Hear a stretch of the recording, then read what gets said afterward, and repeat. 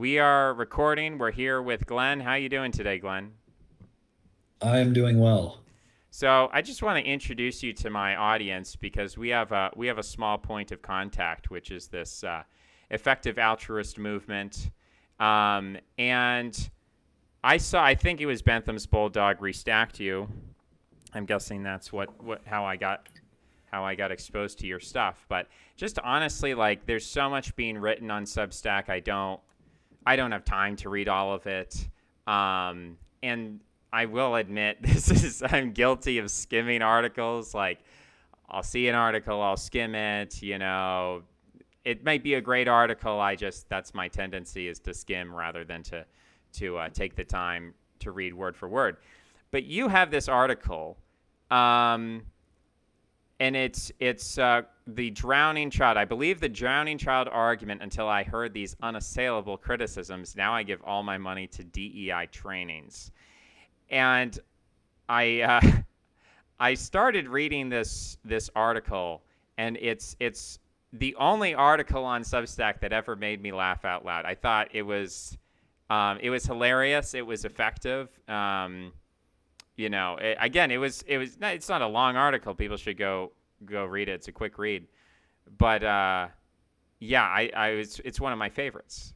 And so on that basis alone, I was like, I got to reach out to this guy. I got to talk to him because this is really good. Now, for people who are lazy and, they should go read the article, but if they want to finish, listening to this before they go do that, maybe without so much irony and, modest proposal, sarcasm, and things like that. Can you kind of explain to people what that article was about, what kind of point you're trying to get across there? And I suppose it's about how ridiculous most of the arguments against some of the more conservative claims of effective altruism are. I actually wrote it because there was someone at an EA meetup I had gone to. My very first EA meetup was like the day before I read that article. Someone had said jokingly, what if instead of the drowning child argument, you said, or someone had objected, the last person who claimed to save a drowning child had done massive amounts of crypto fraud. And that would very clearly be a non sequitur. And that's what quite a few of the arguments against effective altruism are.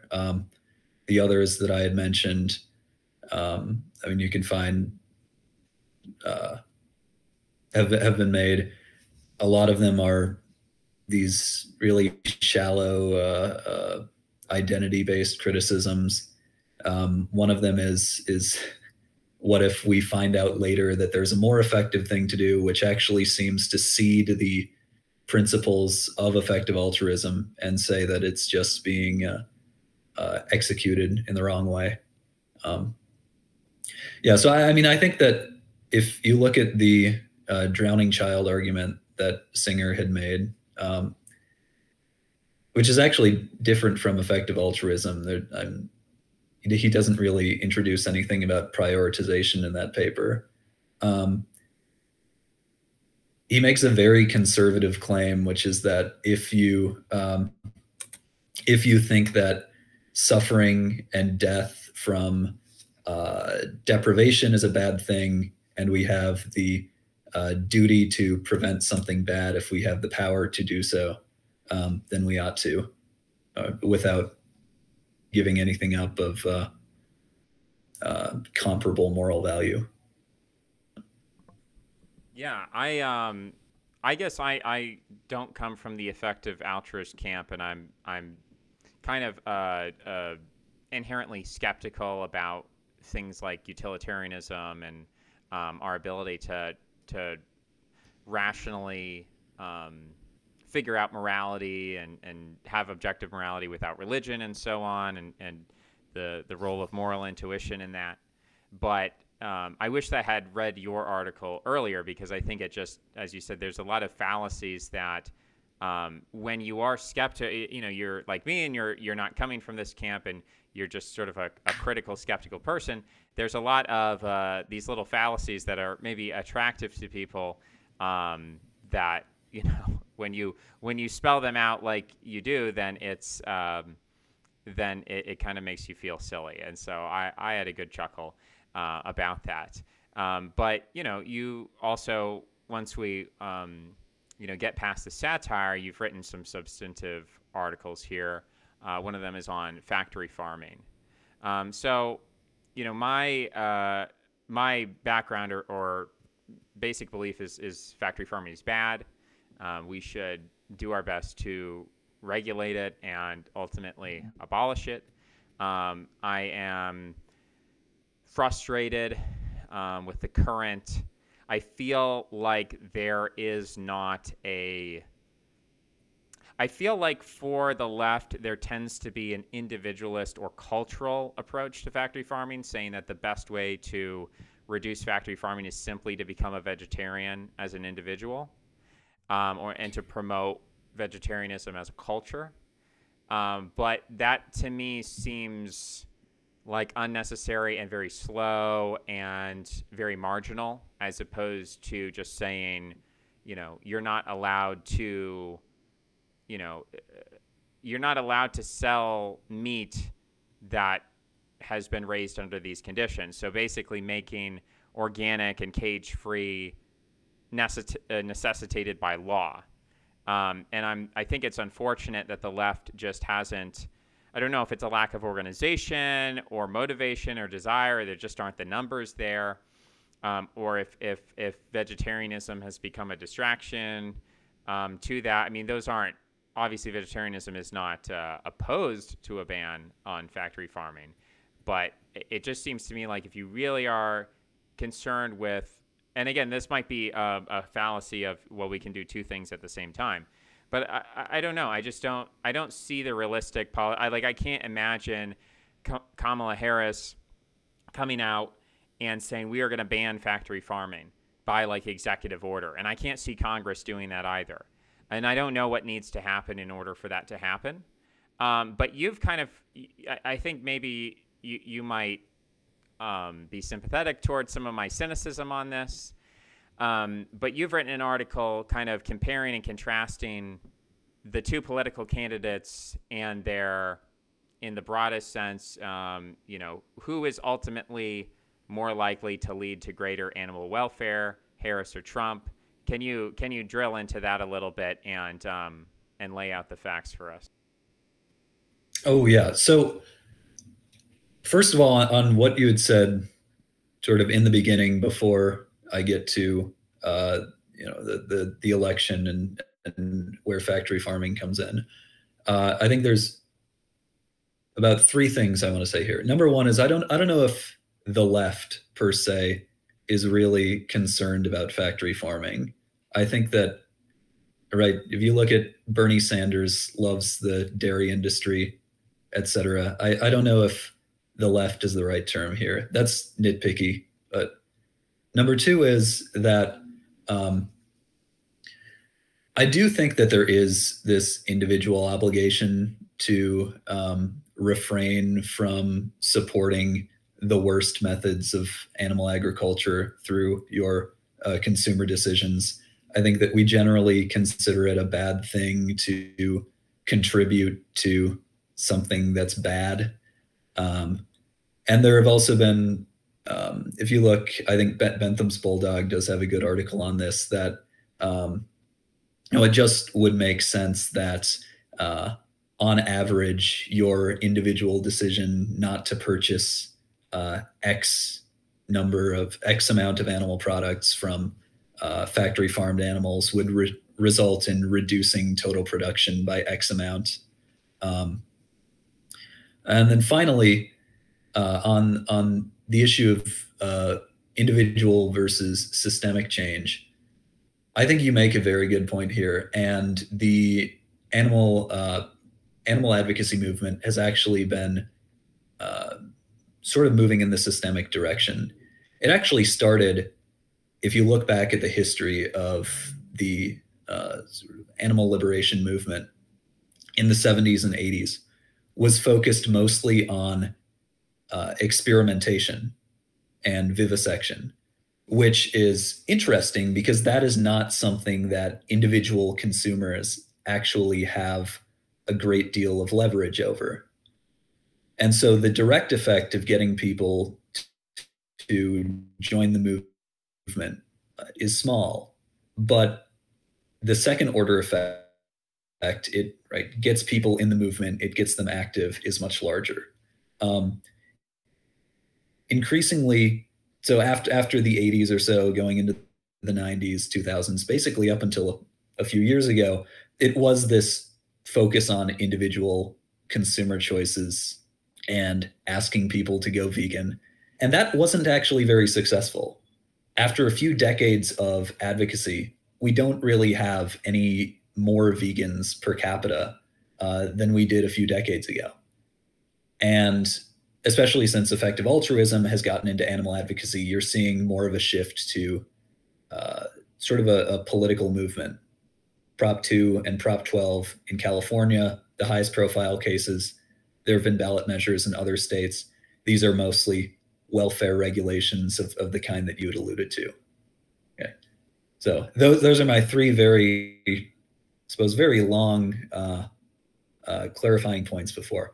On the election, as you had asked, I think it's pretty clear that Kamala Harris is the better choice on factory farming. If you look at what happened during the first Trump administration, this is a guy who is habitually corrupt, especially whenever he thinks that there are votes or money to be gained by using the resources of the state to purchase votes. And due to the Electoral College, the Midwest and Midwestern farmers are a very important constituency. And so during his first administration, farm subsidies increased every single year of Trump's presidency. He set up he raided this bailout fund that the USDA has to bail out agricultural producers who had been hurt by the trade war. Most of those were either animal agriculture or livestock feed producers. And he's also on the wrong side. Looking forward, he's on the wrong side of this culture war over, I call it clean meat because I want to give it a good image. You may know it as lab-grown meat. The industry calls it cultivated meat, but there's a culture war over this where, again, because of farmers and ranchers' economic interests, the Republicans are just blatantly corrupt on this issue, have moved to ban it in several states. Trump's most likely choice for USDA secretary, Sid Miller, is the agriculture commissioner of Texas. He's been quoted saying that he wants to ban clean meat as well. If you compare this to Kamala Harris, I don't think she is a good candidate. I think she is the better candidate. She is probably not going to cut farm subsidies. She's probably not going to pass sweeping new welfare regulations, although she did defend several animal welfare regulations as California Attorney General. I don't think that she's going to launch a moonshot for clean meat, push billions of dollars in investment into it, but she at least speaks in a language that animal advocates understand and also speak in. She is accountable to a voter base that cares about climate change, which is a second order effect of factory farming that may cause Democratic voters to be more supportive of welfare regulations or environmental regulations. I think for these reasons, because Donald Trump is so uniquely awful, and because Harris is just sort of a normie liberal who is accountable to normie liberals who at least claim to care about animal welfare sometimes and probably do genuinely care about climate change. On the balance of those reasons, Harris is the better candidate.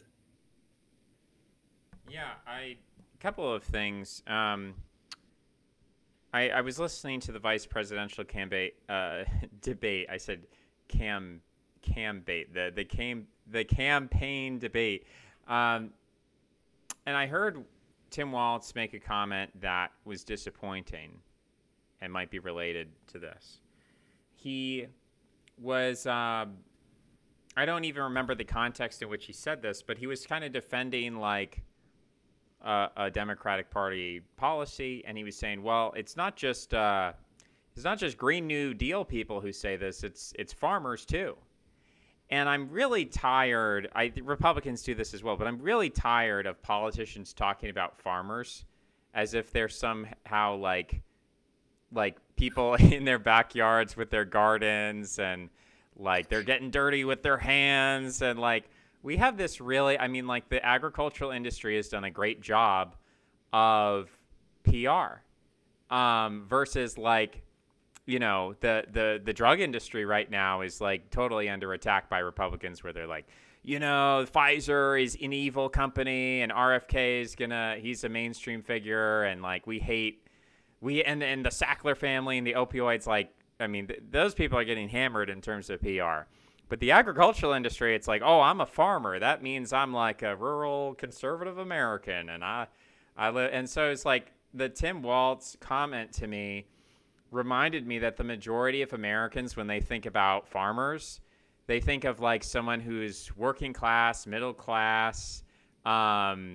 American. They're patriotic. They love this country and so on. And it's like, you know, the actual person who's a farmer is a corporation. It's like I forget what the biggest agriculture. Is it DuPont? Actually, I mean, they're into fertilizer, I think, but it might be a Tyson. Tyson is a big one. John Deere, General Mills. I mean, there are a lot of these really big. I forget who's the biggest owner of farmland corporately. I don't know. You know, BlackRock owns a lot of agricultural land. Bill Gates owns a lot of agricultural land. Monsanto. That was the company I was thinking of, like Monsanto. And so, yeah, when somebody says like a farmer, I think of a Monsanto executive. I don't think of, you know, the caricature or the stereotype that Tim Walz is appealing to. And for that reason, I think it's very difficult for us to get good policy on agriculture. I think there is a protectionist argument to be made in terms of national security, of why we want, to protect agriculture. We don't just want to have, we don't want to import a significant proportion of our food, because in the event of some kind of logistical disruption in global trade, that's going to result in a shock to the system. So we actually do want a food surplus. We want to be net exporters. And that's sensible. But yeah, in terms of the ethics of factory farming, and I'm not like, I'll just say personally on a moral, intuitive level or something, I have a disgust reaction about lab grown meat. I can't analytically justify that to you. But I just view it as something I would not want to eat. And I generally am not excited about other people eating it, but I don't want to prohibit people from eating it. If somebody says, you know, I would like to eat some lab-grown meat, I'm not going to say, ye shall not eat that lab-grown meat, that meat is bad or dirty or sinful or something, you know, because I think we put a lot of chemicals in our bodies all the time. We put a lot of artificial stuff in our bodies all the time. So I'm not in favor of regulating lab-grown meat, even though I think it's weird. I also think dissecting human bodies is weird, but, you know, that's something every medical student does. I don't want to do it, but I'm not going to ban it. I'm not in favor of banning science or regulating it, even if it makes me queasy and I think it's weird. So that's my position on the lab-grown meat. But I mean, that's a very interesting. If I can comment here, actually, please do. I think what I've heard, an analogy that I've heard is that so-called lab-grown meat is made in basically the same way as like beer is made, or I don't know how it's made exactly, but you have yeast and you cultivate it and whatever, and it's made in a vat, and that's how clean meat is made. So, I mean, if you're not disgusted by the process that goes into brewing alcohol, then I don't know if rationally you shouldn't really be disgusted by clean meat. I would also say that I've heard somewhere else that when ice, like ice out of your refrigerator, when that was becoming a thing previously, people had gotten like ice delivered to them. They thought that was artificial and a bad thing, and were afraid of it. And it just took people a few years, maybe a few decades to get used to. I don't see any reason why clean meat would be any different.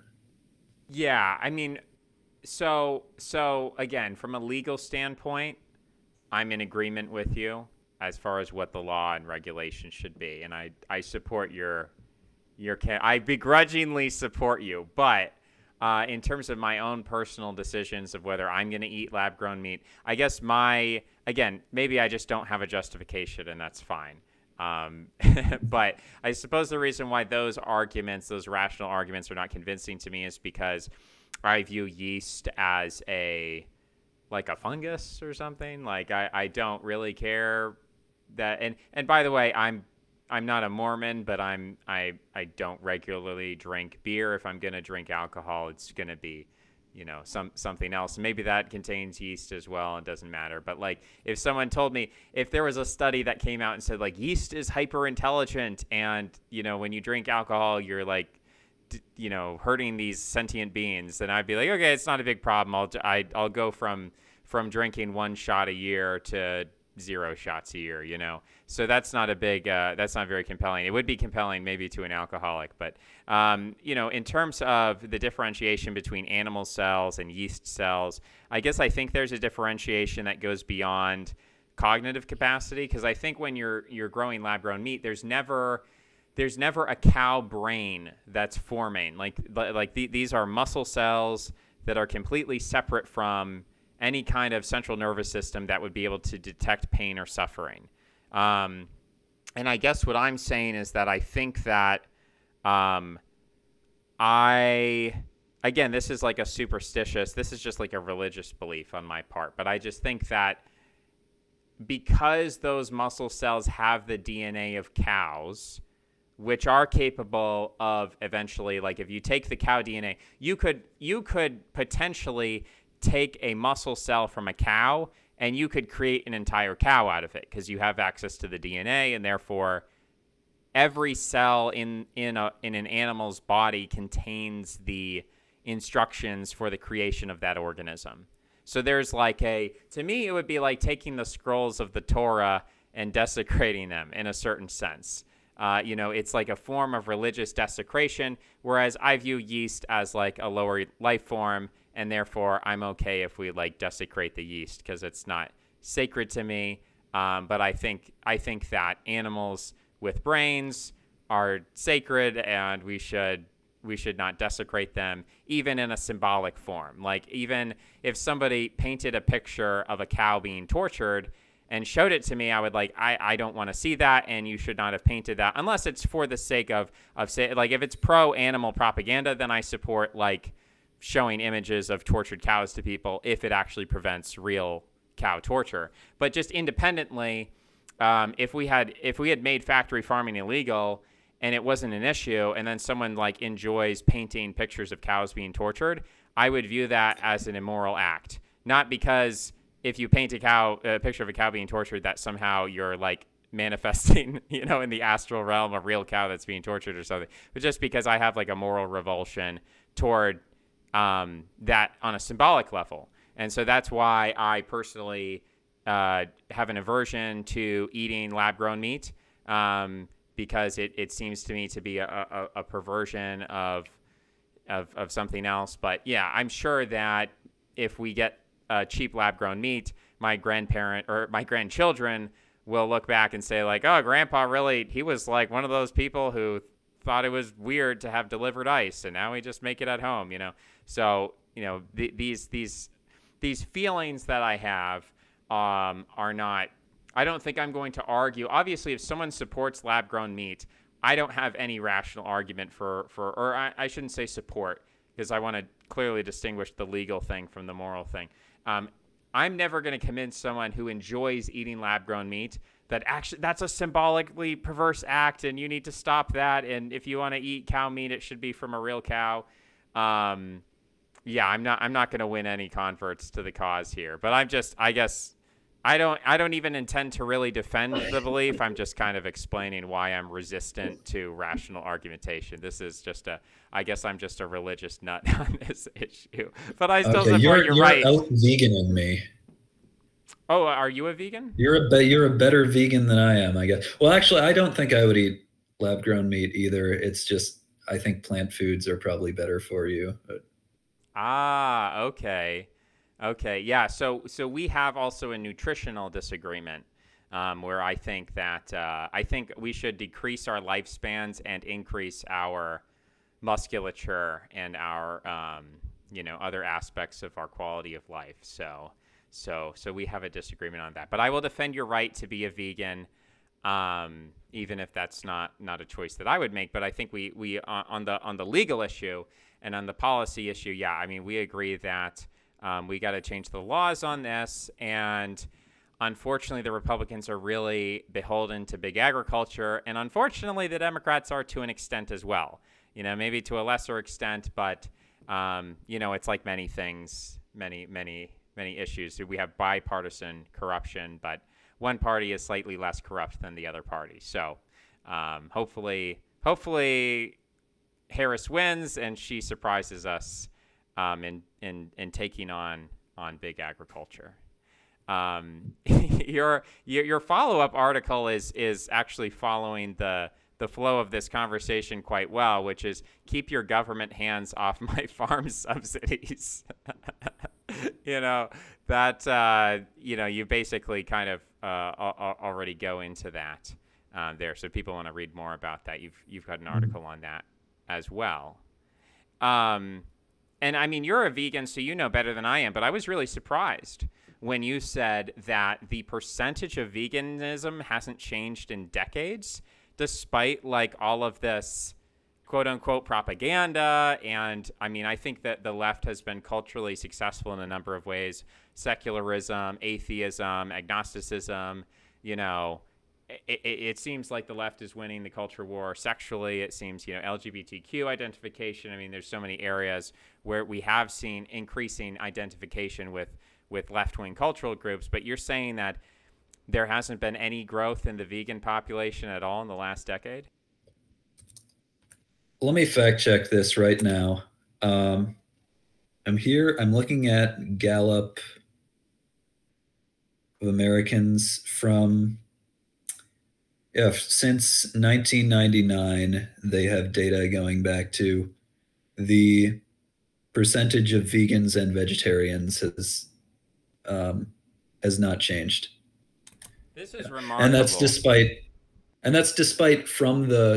essentially from the 90s up until a decade ago, a few years ago, the predominant strategy of the animal advocacy movement in the United States was to hand people leaflets about going vegan. And there are some groups that still do that. I think they're mostly on college campuses now because that's probably the one demographic where you actually might make a difference by handing out those sort of pamphlets. But yeah, over the past few decades, it really has not, the per capita, the number of vegans and vegetarians has not really budged.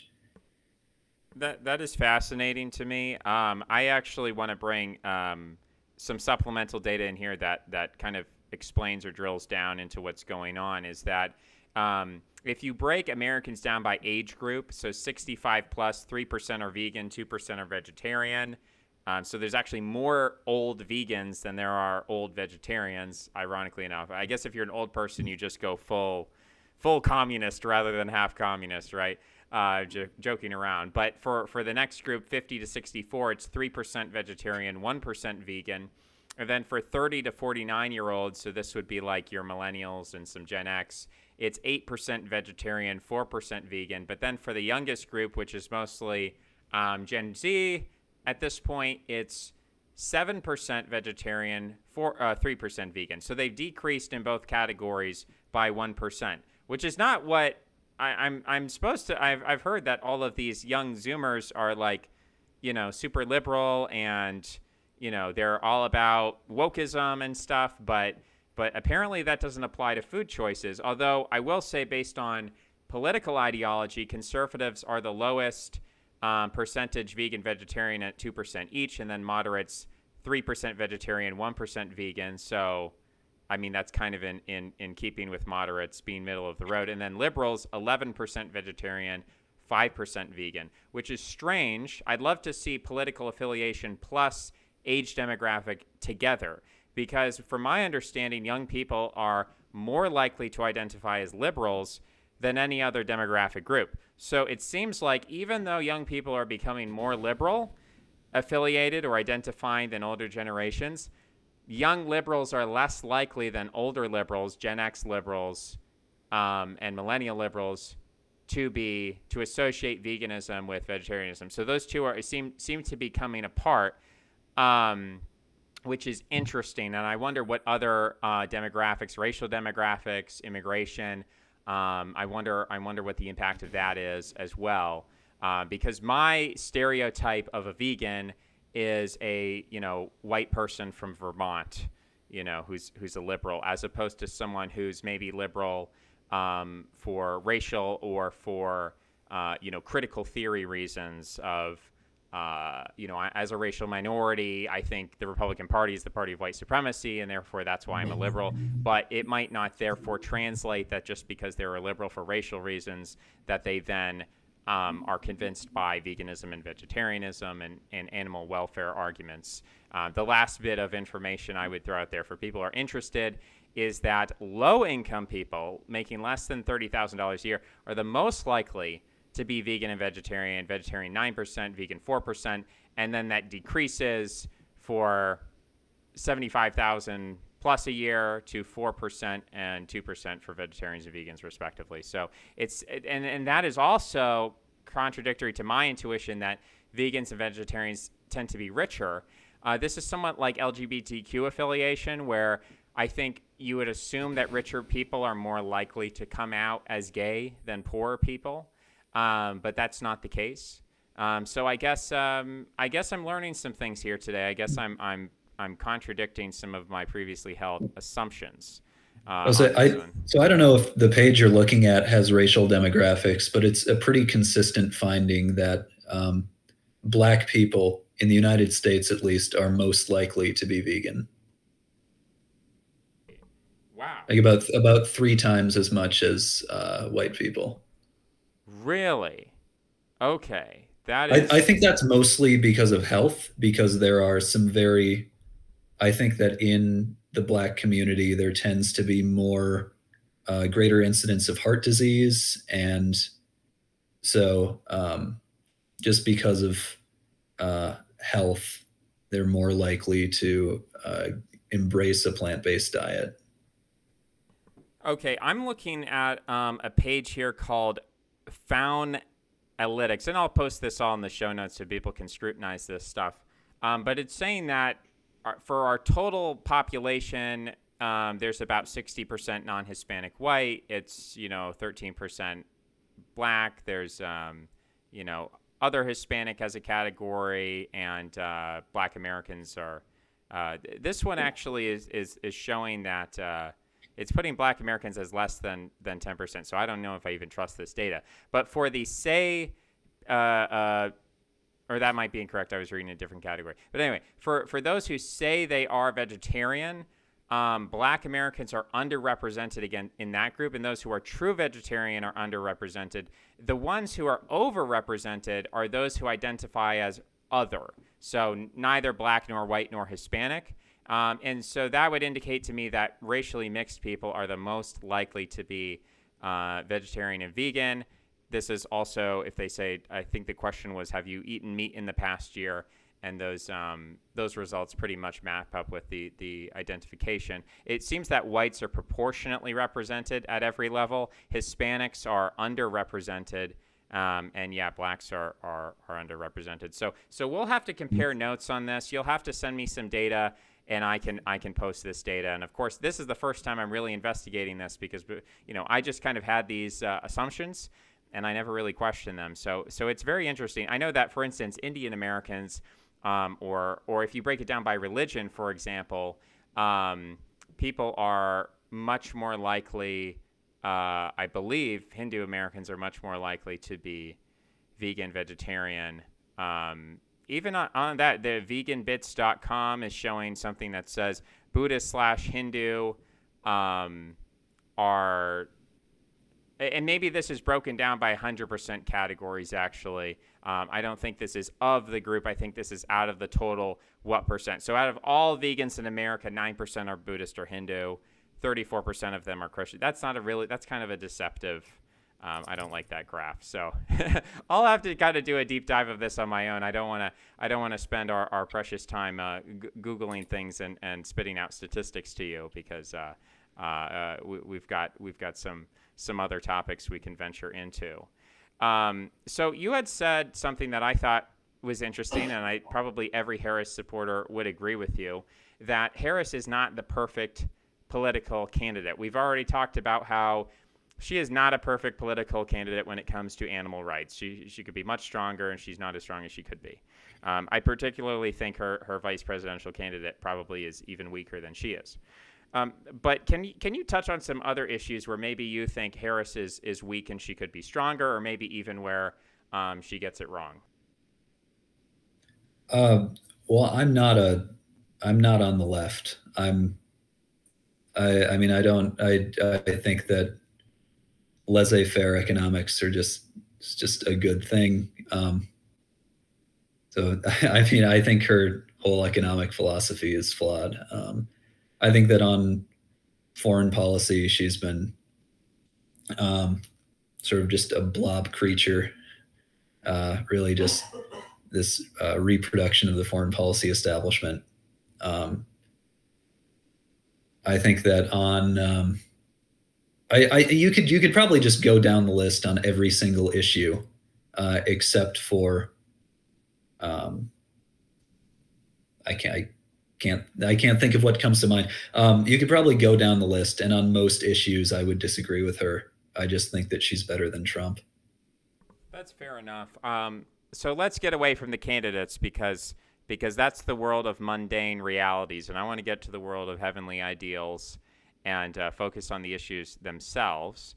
And so you've got you do venture into the waters of international politics or geopolitics, or you have an article here, the tragedy of great power politics. That's a mouthful, but you say John Mearsheimer is a poor representative of IR theory. So what is IR theory? Explain to that people who are ignorant about great power politics. What is that? What does John Mearsheimer say? Where do you like him, but you say you have some disagreements? What are those disagreements? Right. So I mean, now we're getting in the weeds. This is my this is my area of expertise. So IR theory, international relations theory, this is a subfield in political science that deals with the structure of the international system and the outcomes that result from that. That means how are relations between states conducted? How should we expect those? What should we expect to come out? John Mearsheimer's theory is called offensive realism. It essentially states that because the international system is anarchic, there is no overarching authority to regulate the relations between states. It's essentially a free-for-all. States, their primary goal is to survive, and the very fact that other states have offensive capabilities, military powers, and you cannot know their private intentions means that states are always fearful that other states are going to threaten their survival. And so war and security competition are inevitable products of the of this way that the international system is arranged. My problem with the way that John Mearsheimer sort of he's become this celebrity of IR theory, perhaps the only one out there. Maybe you could count. I mean, Condoleezza Rice is actually has a PhD in political science. She's a IR scholar. So is Fareed Zakaria, right, the CNN host. But I mean, those people aren't celebrities for their IR theory. John Mearsheimer is really the only person who is famous, who is well known for being an international relations theorist. He's primarily known for his commentary on the war in Ukraine. He had this provocative article a decade ago during the war over, or the invasion of the annexation of Crimea, called "Why the Ukraine Crisis is the West's Fault," and he says it's because the United States had led NATO expansion, had encroached on Russia's sphere of influence. Russia felt threatened by this and was compelled to annex Crimea, foment these wars in the Donbass, and then eventually, 2 years ago, invade Ukraine. My problem with the way that John Mearsheimer has become a celebrity for his commentary on Ukraine is that his theory and his commentary have absolutely nothing to do with each other. Absolutely nothing. If you ask political scientists, they will tell you this, because they are essentially basically the only people who've actually read Mearsheimer's scholarly work. His scholarly work deals with the big issues in international politics, the big outcomes, the big patterns of outcomes that we should expect to occur. It doesn't deal with the granular, real-world foreign policy cases. He can tell you that states in X or Y position will tend to go to war, but he can't tell you about any particular data point, because that requires knowing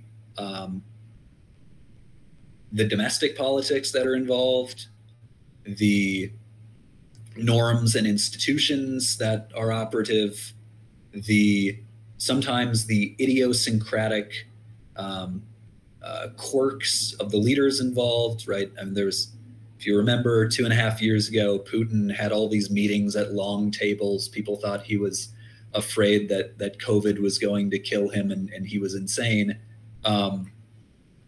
You have to, if you're going to offer commentary on foreign policy, by which I mean a particular case, event that happens, you cannot use a grand IR theory to do that, because international relations and foreign policy are different things. IR is these broad patterns of outcomes.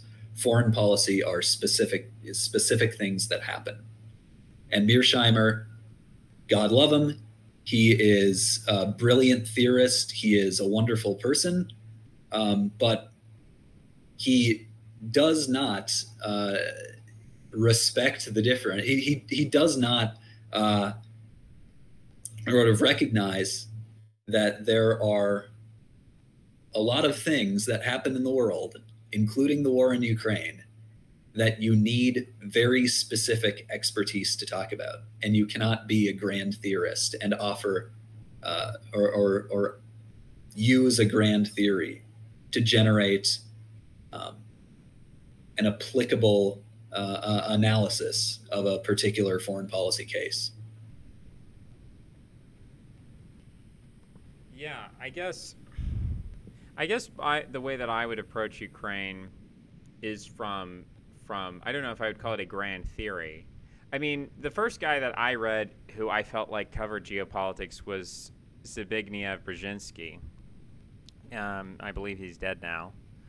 But he wrote this book. I think it was called Grand Strategy, American Geostrategic Primacy. Or no, it's called The Grand Chessboard, American Geostrategic Primacy and Its Imperatives, whatever the subtitle was. But I read that, and, he makes an argument in the vein of, I think Karl Haushofer and earlier geopolitical analysts on both sides of World War II who said that there's this thing called the world island of Eurasia. It's where all the population is. It's where all the people are and the resources. And so you want to control that. And the way you control that is by preventing any hegemon from, and he's writing from the kind of Atlanticist, Anglo-centric America perspective, is that obviously, like Britain and the United States don't have a large population base in Eurasia with which to control Eurasia. And so their objective is to prevent any hegemon from arising. And at one point, that was potentially Russia, Imperial Russia. At another point, that was the Soviet Union. And today, it's supposedly China. And so you're always trying to relate everything that has to do with Eurasia, which is pretty much everything outside of, I guess, South America and maybe Africa. But most of the stuff that goes on is going to be a question of how do we frustrate the most likely hegemon of Eurasia and support their enemies. And in the case of the current conflict in Ukraine, that's kind of my grand theory of what is the American interest. It is to frustrate not really actually Russia specifically, but to view Russia as effectively a proxy of China or an ally of China, which I think is true definitely in economic terms at this point, and to prevent China from successfully, or I should say, to prevent Russia as a client state of China from expanding militarily and having any kind of geopolitical wins. Just as much as you can, you want to degrade Russia, you want to punish Russia, you want to make Russia smaller, you also want to kind of grow your influence, and the term from the Cold War, I think, is containment. So you want to contain Russia, you want to ally with those border states, so the Baltic states, Poland, Ukraine. You want all of these to be as pro-Western as possible, and the way you do that is you support the Ukrainian side, and however the war ends up. Maybe Ukraine loses some territory, maybe it has a fantastic victory. That's would be my preference, but realistically, probably Ukraine loses some territory. But Ukraine is much more likely to be friendly to the West if we give them massive aid. I mean, they're going to remember that. They're going to develop a closer partnership at the very least because we're giving them a lot of loans, and they're going to need to pay those loans back. So we're going to have a close relationship with them. And so the closer relationship we can get, you could call that a form of colonialism or imperialism. I really don't care what slurs people use. I'm just talking about the facts as I see them. That would be my application of grand strategy. But do you feel that, am I misinterpreting the term grand strategy, or do you disagree with what is there a flaw in my thinking here, or am I mixing up different terms semantically? Yeah, so we're talking about two completely different things. So geopolitics is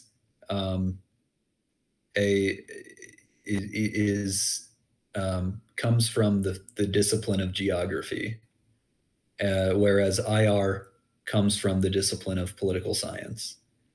I don't know much about geopolitics. I don't really know if, I don't think I need to, because I think that you can use IR theory to, apparently, I would think, answer a lot of the questions that geopolitics is supposed to answer. And right, so if your grand theory is this, you have to prevent this hegemon of Eurasia from coming about, that's specific to the arrangement of geography, right? Physical geography and human geography that exists in the world today. Whereas IR theory deals with essentially the power that states have, where a state with right, whether or not a state is in Eurasia, if it has the sufficient power to challenge the hegemon, which is current day the United States, then and thinks that it can get a better arrangement of or better revise the international order in its favor, sort of the rules of the road. Excuse me. If there is a secondary state that is powerful enough that it believes it can challenge the hegemon to rewrite the rules of international order better in its favor, then it's going to do that. And where it's located doesn't really matter. I don't know if, I think we're sort of speaking past each other. I don't know if, I also don't really have much to say policy-wise about Ukraine because I'm not a Ukraine expert.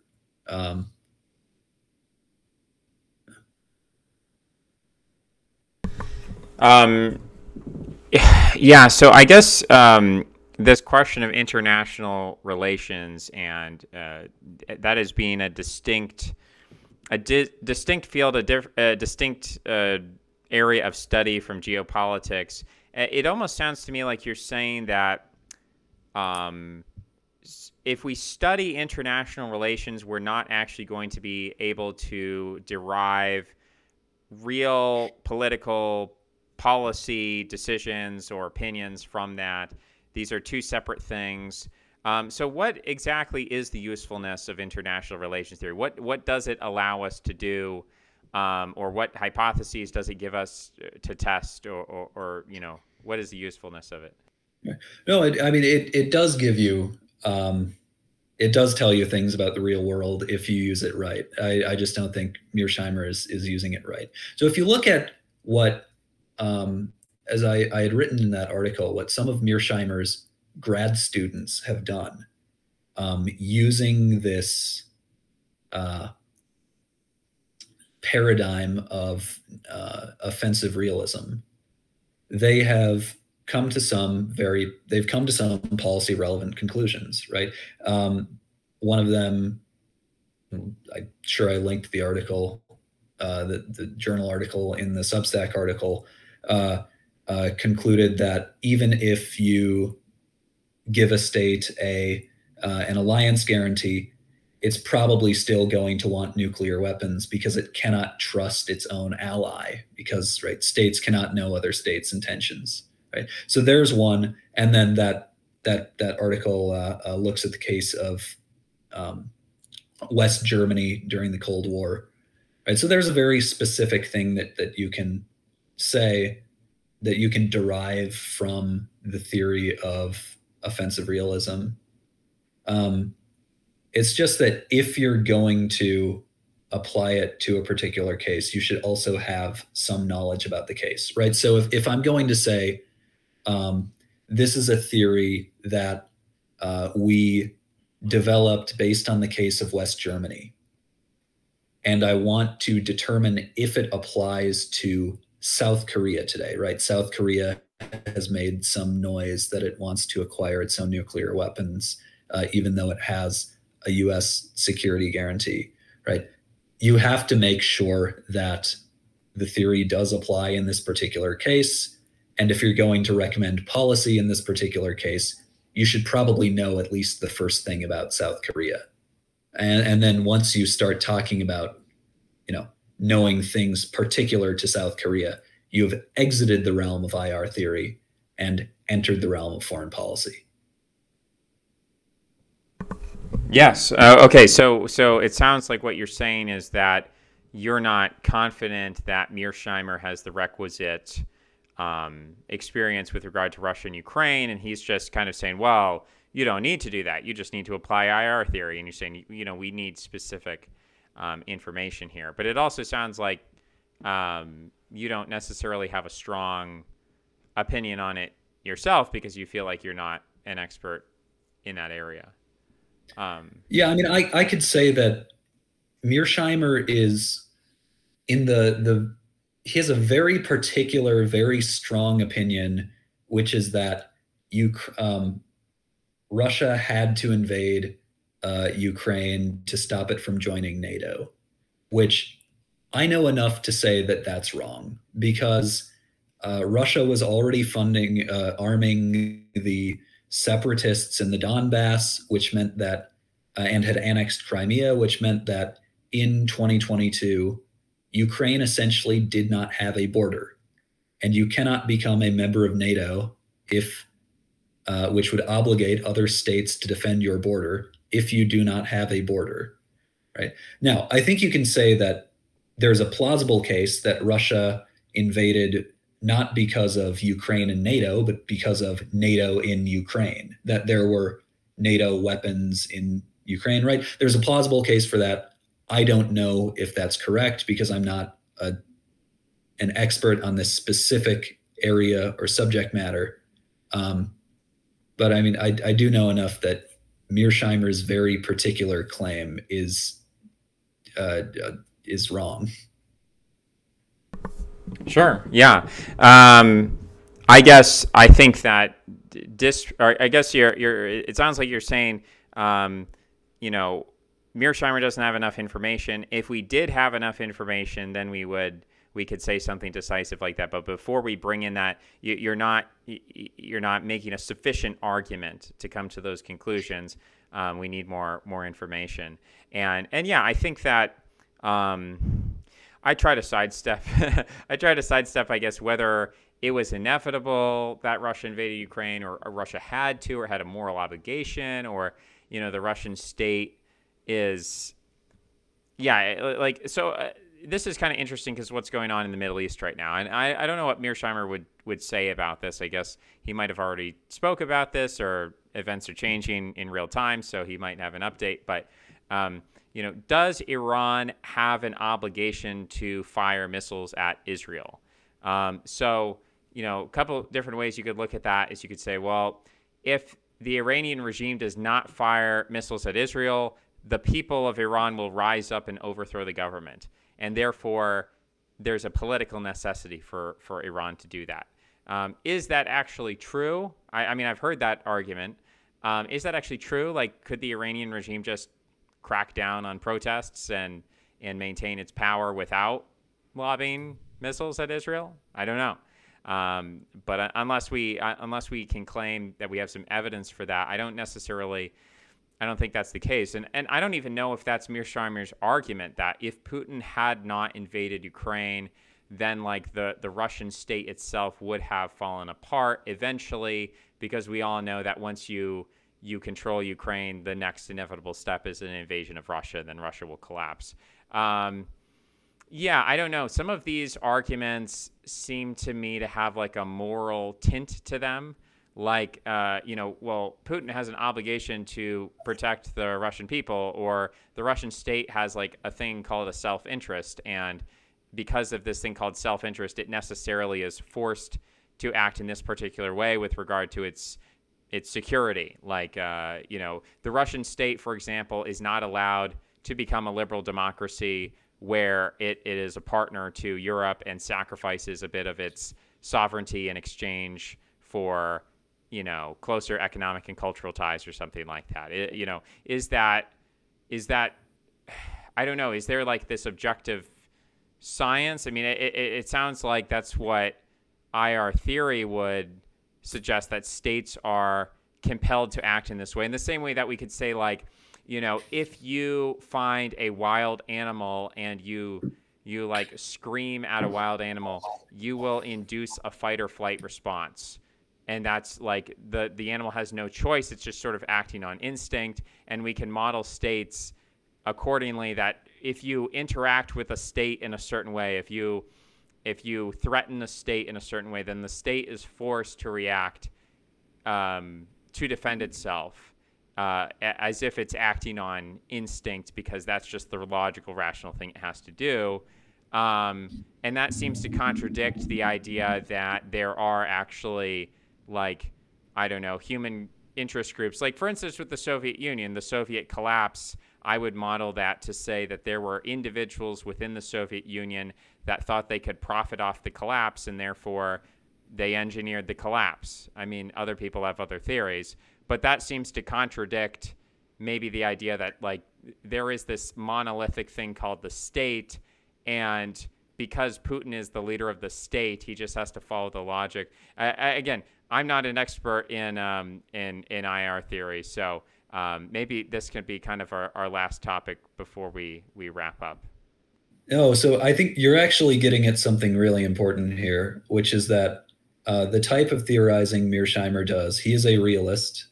He comes from the realist paradigm, which is this perspective that the analogy that's commonly used is states are billiard balls, and they are arranged in a certain way.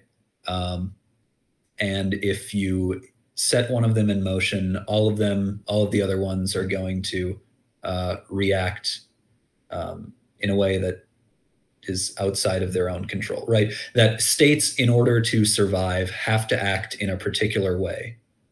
The states that don't act in that way are going to be eliminated from the international state system. And so you have this selection effect that states have to act in X way. That is realism. Realism is not the only perspective you can have of international politics. So there are, as you had alluded to, perspectives that account for the interests of account for institutions and norms, account for the interests of individual actors. These are liberal, we call them liberal theories. The ones that deal with norms and ideas, we call constructivist theories. And essentially, what I really don't love the way that IR is taught, because it tends to be, you teach always in this order. You teach realism, then you teach liberalism, then you teach constructivism.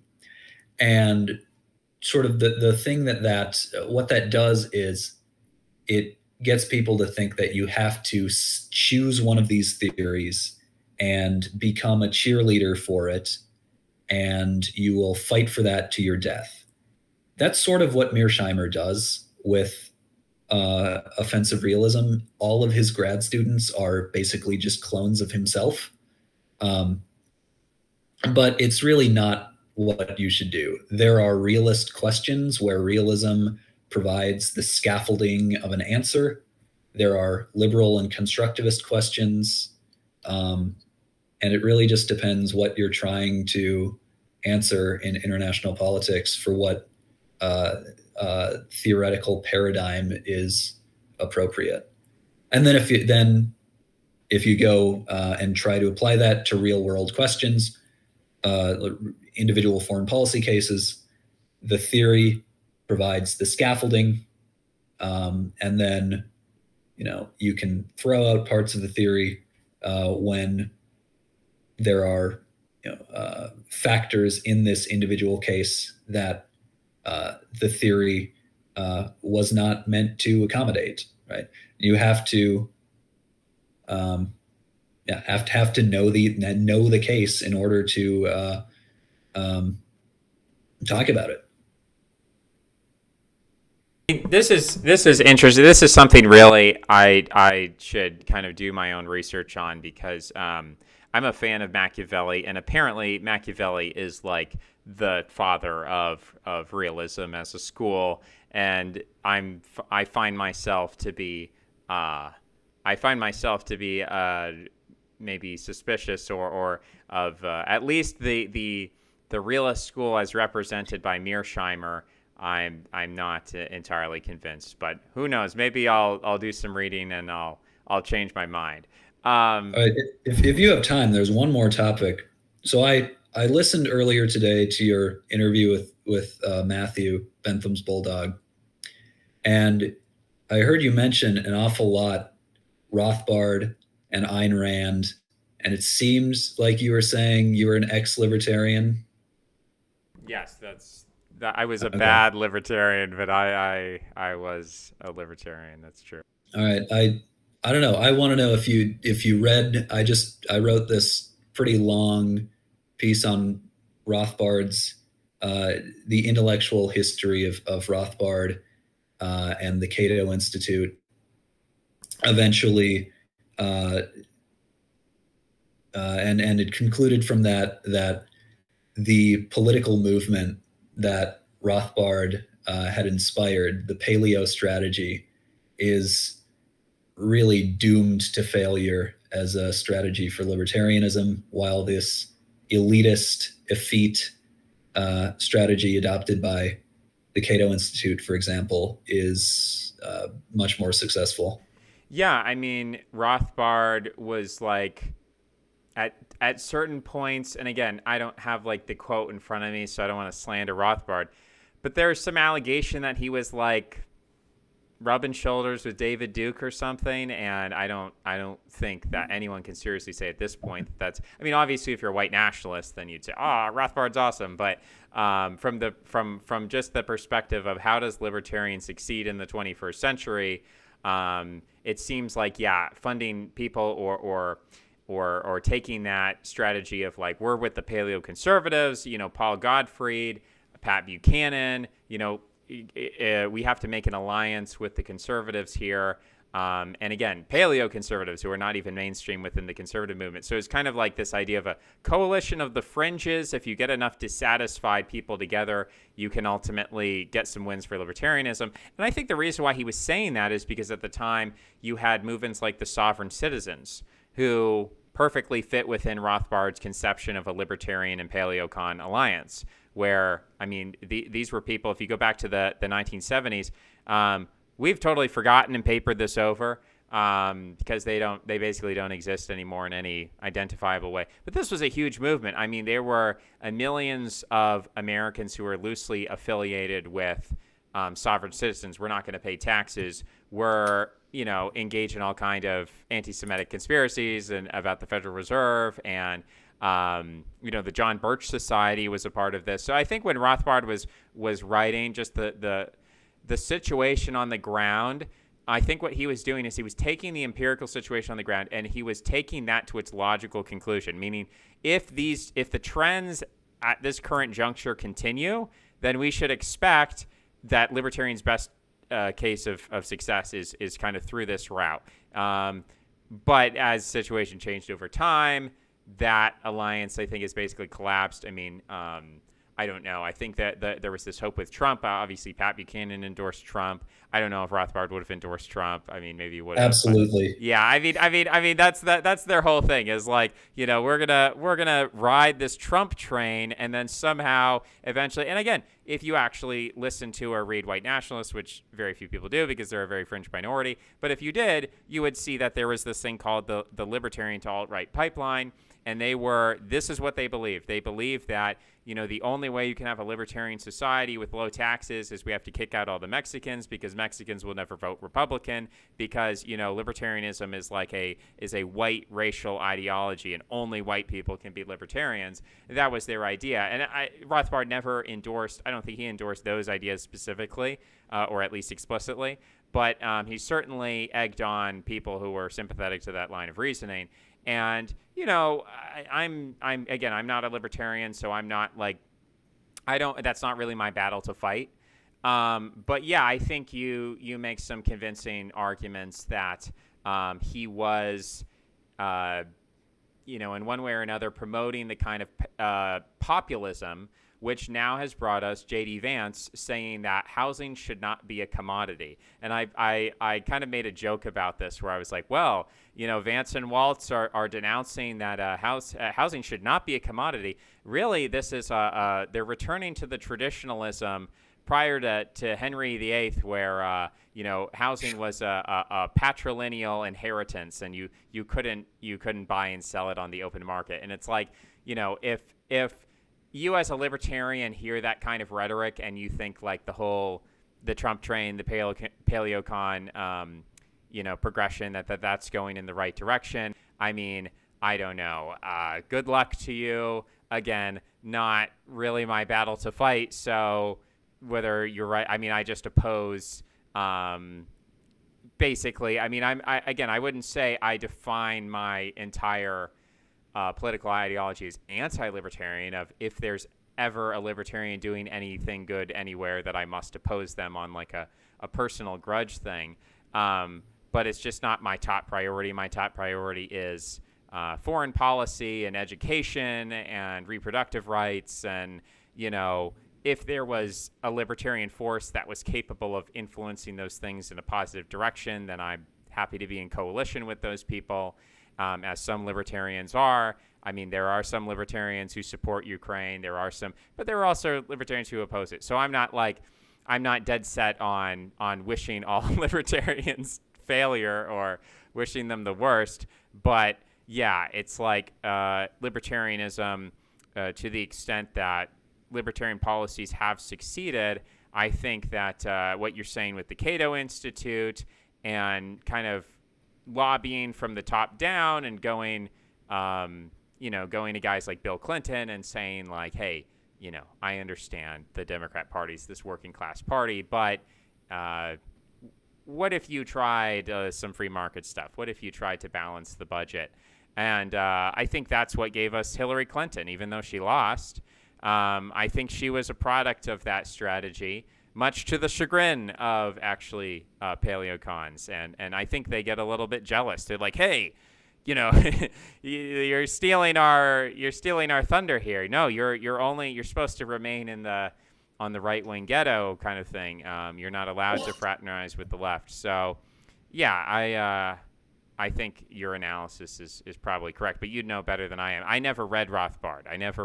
I was a very uneducated libertarian. My libertarianism came from, what do they call it, political essays on YouTube. So, no, I never read a book about liberty or, you know, was reading what the Cato Institute was saying or something like that. So that was like a teenage ideology, and it's just not where I am today. But yeah, we are probably going to be wrapping up soon, but I do want to give you final word, final thoughts.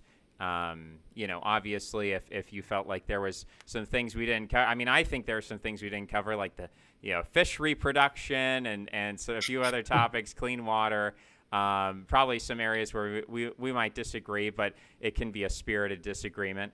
So I would love to have you on again. I'd love to speak more, but yeah, for today, I think this was a great introduction, and I'll give you the floor. Let me know final thoughts, what you're working on, and maybe some rare thinkers. Obviously, we're both reading Bentham's Bulldog, but some people you think maybe we haven't mentioned yet, but you think people should go check out. The floor is yours. Okay. I guess I really don't know why people find me so interesting.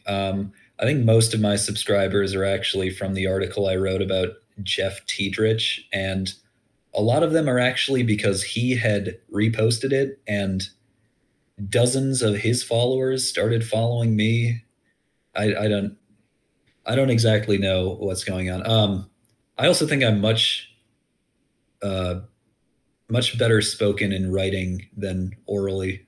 Anyway, in terms of people I want to recommend, yeah, I think Bentham's Bulldog, I think, is basically has been my patron on Substack. The reason I've gotten anywhere. He was reposting my early stuff. By early, I mean a few weeks ago. I also like Amos Woolen, who graciously said that I am the best Substack. So I will dutifully repay the debt that I owe him for that. And then one that I like, who is a smaller Substacker, is Connor Jennings. Writes essentially another one of the EA philosophy. There's probably a few thousand of them, but those three are my favorite. Cool. Yeah, I'm intending to interview Amos, but he's He's AWOL, as typical of him. He's AWOL. We haven't yet pulled it together yet, but hopefully that'll happen in the future. Definitely the Connor Jennings, I believe his Substack is mindmeandering.substack. So hopefully I will put him in the show notes. People can check him out. But yeah, this is a good conversation. You're very humble, but you know, look, it's not a competition. No one needs to be best. We can be egalitarians about this. We're all equally the best. We're all first among equals here. But yeah, no, I think you undersell it. People should check it out, hear what you have to say, and hopefully we can have another conversation like this soon. So I appreciate you coming on. All right. Yeah. Alrighty. Goodbye and take care, Glenn. I got it. Bye-bye. All right, so we did that. You got to like it. You got to comment. You got to restack. Take care, everybody. Bye-bye.